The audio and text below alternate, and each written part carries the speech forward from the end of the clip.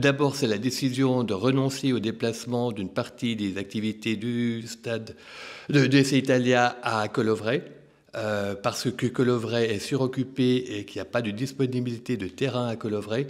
Donc, décision prise par la municipalité de laisser les activités du FC Italia dans son ensemble à Maran, de faire un terrain synthétique parce que l'utilisation peut être beaucoup plus intensive qu'un terrain gazon.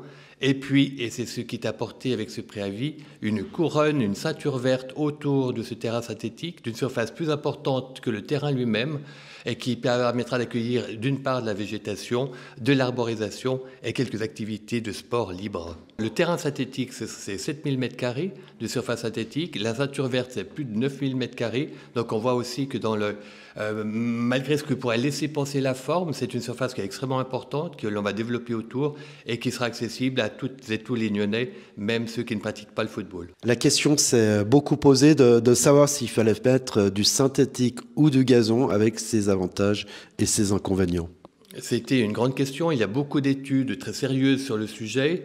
Le très grand avantage du synthétique, c'est son utilisation intensive, mais un terrain en gazon, c'est aussi beaucoup de questions environnementales, non seulement l'arrosage qui est beaucoup plus fréquent, mais les traitements qu'il faut faire et qu'on n'arrive pas encore complètement à faire en bio. Et donc un terrain en gazon, c'est pas un lieu en tout cas pour la biodiversité extraordinaire, au contraire, on la craint, y compris les vers de terre. Donc c'est pour toutes ces raisons que la municipalité a décidé de proposer un terrain synthétique. Aujourd'hui, il est occupé essentiellement par le FC Italia. On va regarder que le FC Italia, c'est des possibilités de l'ouvrir à un plus large public. Il y a aussi le football féminin qui se développe. Donc c'est effectivement un investissement que la ville va consentir.